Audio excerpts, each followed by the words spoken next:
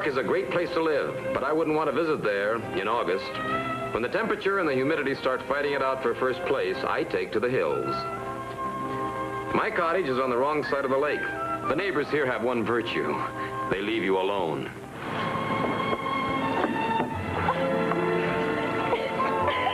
Hey! Oh, good heavens, I wasn't drowning. You mean I didn't save your life?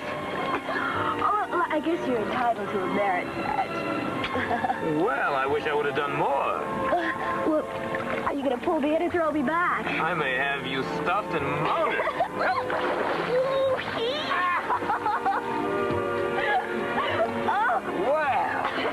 Oh, I could use a cigarette. Well, there's some right down there by your little footsie. Thanks. My hands are wet. Okay. I was getting pretty tired. Going any place in particular? You're the strangest man. Most people would ask where I came from. You mean you don't live in a grotto at the bottom of the lake? As a matter of fact, I swam from the house across the lake. You mean that big mansion over there that lights up like a ferry boat at night? Oh, then you've noticed it. You must have a terrific electric bill. It belongs to Fraser Cordy. I'm just a secretary, Irene Jackson. I suppose you have a name. Yeah, my name's Mike Hammond. How'd you like to come over and join the fun? Why don't us poor kids make our fun right here, huh? Oh, come on. Don't be so lazy, Mike. Work at it a little. Well, now, what would the boss man say? Uncle Fraser, he loves company. Uncle Fraser? Uncle? He really is my uncle. You mean you're really only a poor little rich girl after all? Coming? No, thanks. I got my pride.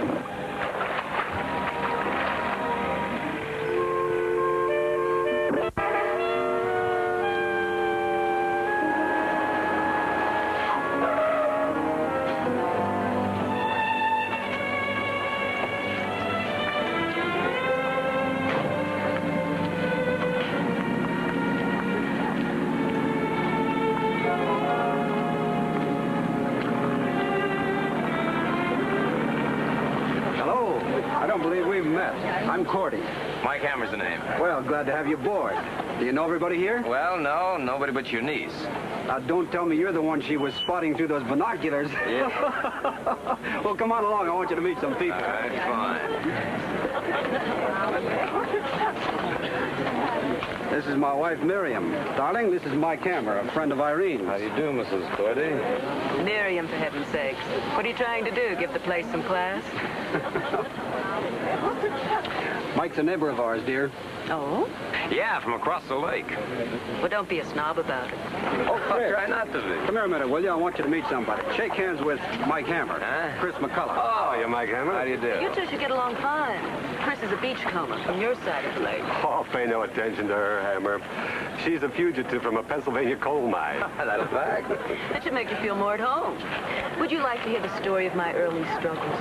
Later, Miriam. I left my psychoanalyst. Come on, I want you to meet somebody else over here, Mike. Arnold? Mike, I want you to meet Arnold Sterling, my attorney. Mike Hammer. We've met, unfortunately. It's been a long, long time, Counselor. Which you should have spent in Sing Sing. And if there's any justice, that's where you'll go someday. Oh, Arnold. Fraser, this is your home, and you're entitled to invite anyone you like. But I think you should know that this man is nothing but a cheap crook. I resent that. I got paid for sending your client to jail. You railroaded him. All I did was give the district attorney a little assistance, that's all. All that evidence was faked. All right, so maybe I dressed it up a little, but your client was guilty of sin, and you know it. Hammer, if you had any decency, you'd take yourself off the premises. But if you won't leave, I will. Now, take it easy, old man. Why, we're all here for fun, not for business. Besides, I thought you lawyers always confined your disagreements to the courtroom. Oh, yeah. You don't surely think that... Why, Hammer is nothing but a grubby little private detective. Come on, Arnold, come on. Let's go upstairs and cool off.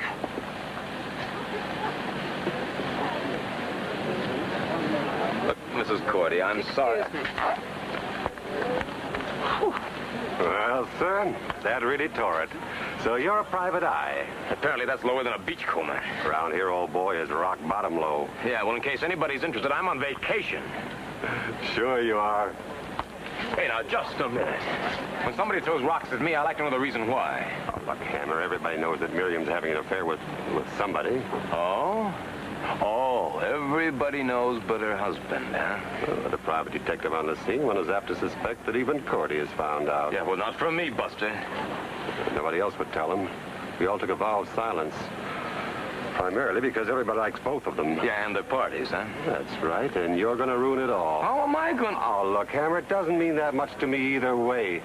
She knew the trouble that she'd get into if she went into it, and you just got a job to do. I got no... But it looks messy to me, and I'm going to be on the other side of the lake.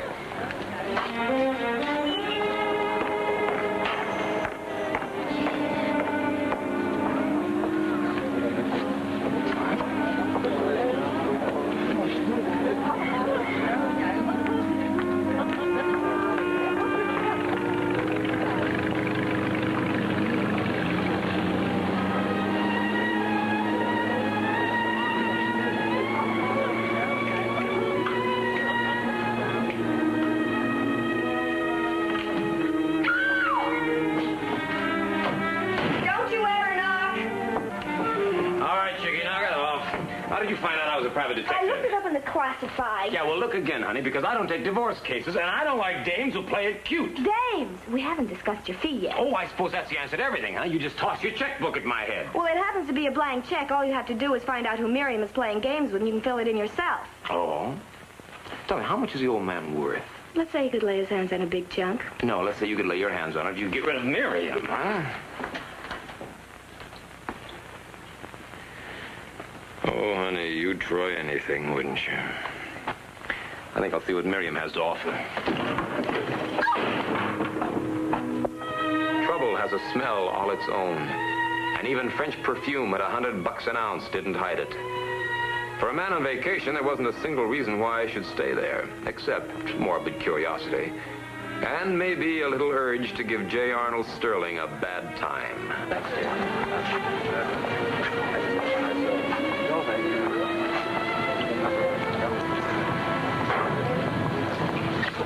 Hey, this is a bribe. Yeah, what for?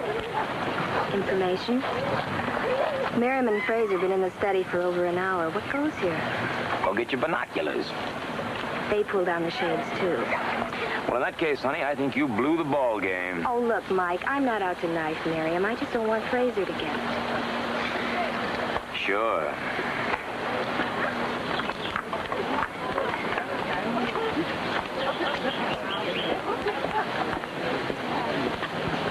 I'd like a word with you, counselor. In my study, if you don't mind. Whatever you like, Fraser.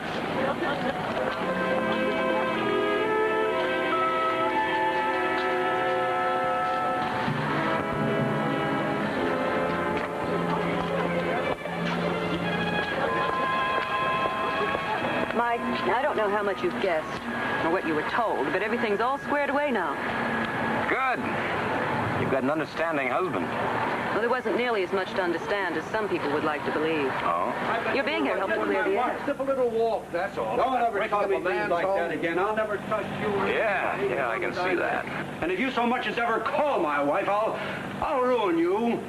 I'll tell the whole world. You're doing that right now. They can hear you across the lake. He promised. He swore he wouldn't make a scene. Well. You and J. Arnold Sterling. Well, the hypocritical old goat. I didn't think he was that human. Oh, stop it, will you? You don't know anything about it.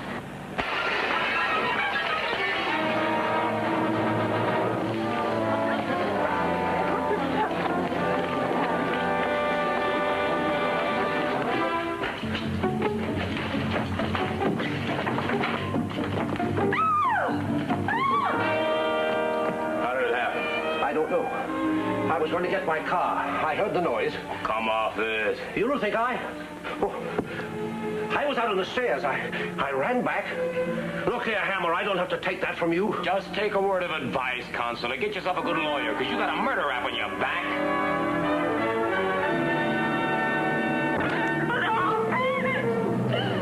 You can't do him any good, Mrs. Cordy. Get a doctor. He's hurt. Can't you see that? Why doesn't somebody get a doctor? Cordy, you can't help. No, I want a doctor. I'm going to need one for her. Who's nearest? Chris, call him. Take it easy now. Come on. Let me go. No, you can't help him. Let me go.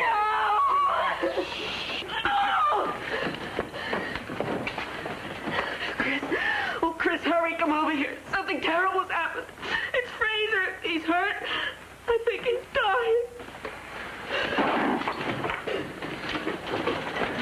Sorry, in here. Take care of it, will you? Get her over there. Come on now, Mr. Cordy. Hello, McCullough. This is Hammer. What's wrong with Miriam? What's going on over there? Cordy just had his head dished in. Is he badly hurt? Never mind about him. He's dead. Look, Miriam's thrown a wingding. You better get over here fast and give her something to calm her down. I'm on my way. Be there in 5 minutes. Good. Oh, no. Will somebody take care of her? Get that woman out of here, huh? Hello, operator. Give me the nearest state police barracks.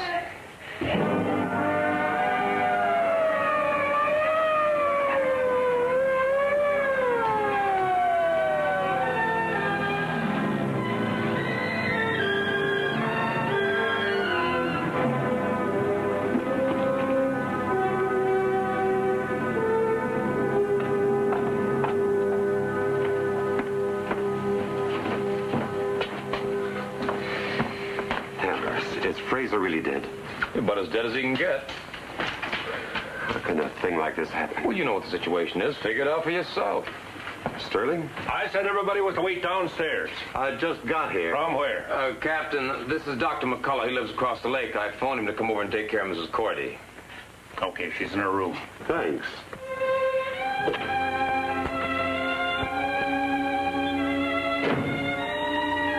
No. Well, if you come in to enjoy yourself, go right ahead. Gloat. You know, I've never liked you very much, Counselor. But I always figured you had brains. Boy, oh boy, oh boy. How'd you ever get yourself in a mess like this? How does anybody ever get involved with a woman? Oh, yeah, I know what you mean. Well, I guess you're human after all. I don't expect you to understand this, Hammer, but I was in love with Miriam. And have found a civilized way to resolve it, too. If you'd stayed out of it. I was never in it. You just got jumpy when I came on the scene and ran to Cordy with your guilty conscience. Oh, what are you talking about? I didn't tell him, and I didn't kill him. But there was nobody else in there. I tell you, I wasn't even in the study when it happened. Oh, sure. I suppose some mysterious stranger came in the window, huh? Oh, get out of here and leave me alone.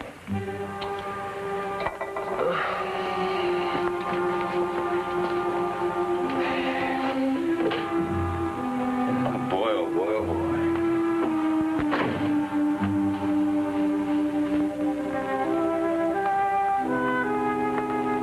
There wasn't a weak spot in the case against Arnold Sterling.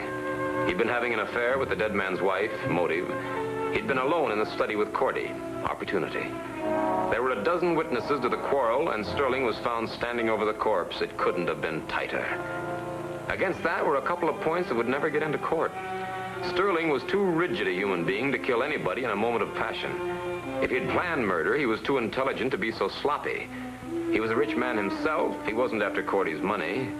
If it was just Miriam he wanted, divorce would have been a lot easier. And that left the mysterious stranger. Even I couldn't buy that one.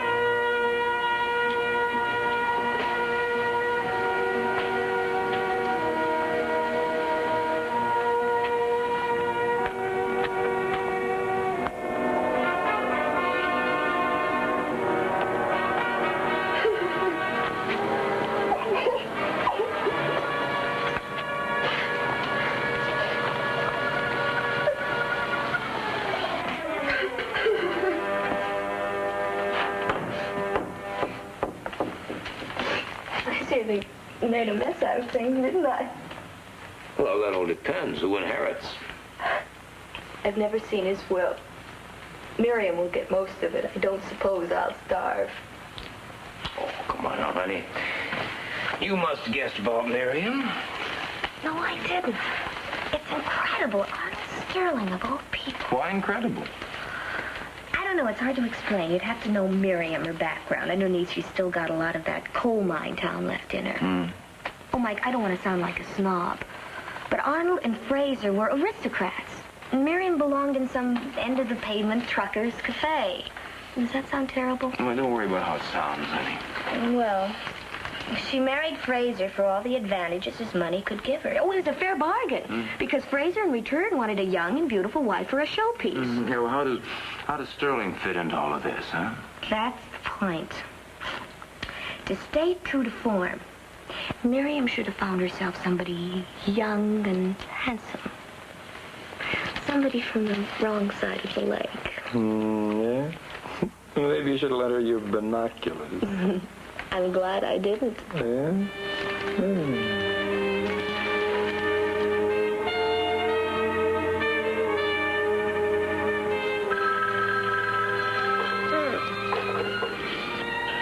Why? Aren't you going to answer the phone?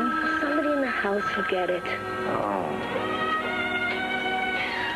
Wait a minute. You mean that's an extension from the phone in the house? Yes. Oh. Where? Hey, come on outside. I want to try something.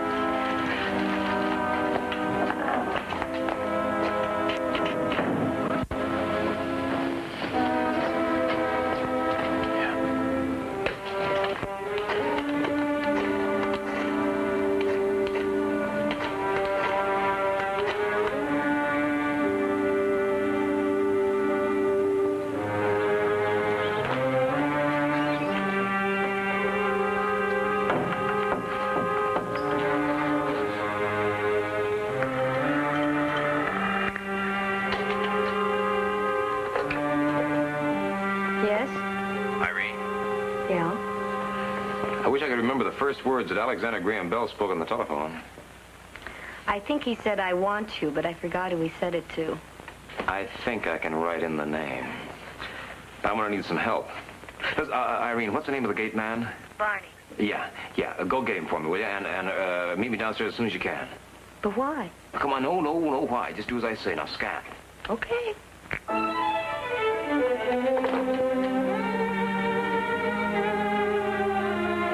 The old gate man, Barney, was plenty shook up over Cordy's murder. And when I told him what I wanted him to do, he got scared, real scared. But when he saw Irene, he felt better. He liked her, and he was willing to listen. I counted on the old gent's loyalty to Cordy, and I wasn't wrong. And as I unfolded my plan, he said he'd do anything. Anything. Ladies and gentlemen, we've completed our investigation. On the evidence at hand, we're satisfied we know just about what occurred. Mr. Hammer here, you're all acquainted with him, feels he has additional evidence. He's going to explain it now. Yeah, well, it's all pretty simple. See, all of us were down on the dock when the murder occurred. All of us, of course, with the exception of Mr. Sterling here, who was in this room arguing with Mr. Cordy. I left before he was killed. How would you like to defend a client on that statement, Counselor? I don't need you to do it, Hammer. Oh, yes, you do, because if I don't, you'll end up with a one-way ticket to Sing Sing. Just the evidence, Hammer. I'm getting to it. It stacks up like this. Apparently, Mr. Cordy threw an ashtray at Mr. Sterling. It missed him and crashed through the window. Mr. Sterling then picked up another ashtray and clonked our late host. I wasn't here when it happened. Yeah, well, if that is true, then there must have had to have been somebody else in the room, huh? Somebody hiding here in this room, possibly here in the closet. Now, after Mr. Sterling left the room, this person stepped out and killed Mr. Cordy. He then threw the ashtray through the window to attract our attention before Mr. Sterling could get out of the house. Everybody was out on deck. That's right. Everybody but the mysterious stranger. Who then disappeared into thin air. Hammer, let's cut out... Except that we have a witness who saw him. Ladies and gentlemen, Barney, the gate man. Barney, you just tell him everything you saw, huh? Well, you see, I was finished up at the gate, and I went up to ask Mr. Cordy for my wages. It was the end of the week, you know. Yes, we know. Well, with everybody down on deck, I thought that's where I'd find Mr. Cordy. And so just as I was going around the house, I heard a window crash.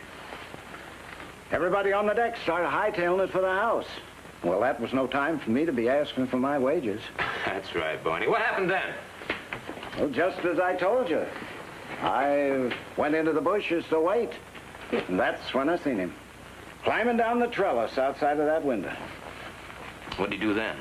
Oh, he ducked into the bushes, too. You know, for a minute, I thought he was going to bump right into me. He was so interested in all the people, he didn't see me standing there. Did you see where he went after that? Yep. He took off from there as soon as the coast was clear. And he went into one of those cabanas. Why didn't you say something about this before?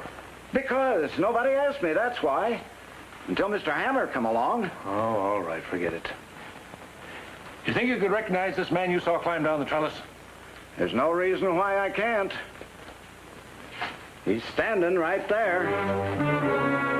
I'm afraid you made a mistake, Barney. I was on the other side of the lake. Hammer can verify that. I talked to him on the phone. Yeah, that's right. Yeah.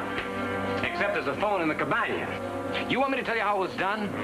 With Miriam here screaming for a doctor, Irene dialed a legit call to your house across the lake. But then Miriam faked hysterics to get to the phone. She depressed the button to connect her with the cabana, where you were waiting to receive the call. So when I picked up the phone in this room, I had every reason to believe that I was talking to Dr. Chris McCullough in his house across the lake.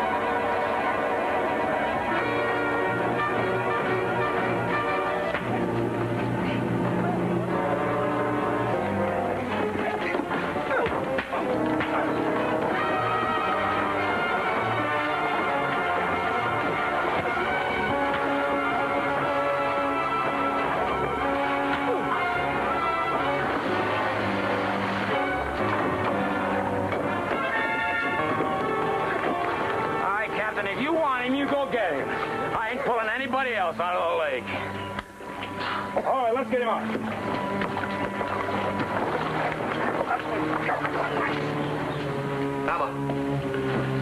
Hammer. I won't pretend that I enjoy having to say thanks, but thanks. Well, don't let it throw you, Counselor. Yes, I'm sure you did it only to embarrass me anyway. That's better. Hammer, do you think... Well, I suppose Miriam was in love with this fella McCullough. That's right, before, during, and after your great romance. You're just not her type, Counselor, but you made a good front for the real thing in case Cordy did hire a private detective. Well, if you didn't tell him, who did? Miriam, of course. She had to set up a fight between you and Cordy in order to set up a patsy for murder. Yes, and it would have succeeded except for that gateman. Barney? Counselor, that gateman didn't see a thing. He was sound asleep when it happened. You mean you faked? Fake the evidence? That's right. That's why you're walking around a free man. Well, I don't know what to say. Well, don't say anything. Just remember, the next time that you start fretting about that client of yours that I sent to prison on faked evidence, just remember this. I'm no judge and I'm no jury. I got just one job, and that's to see that the guilty guy goes to jail. See you in court,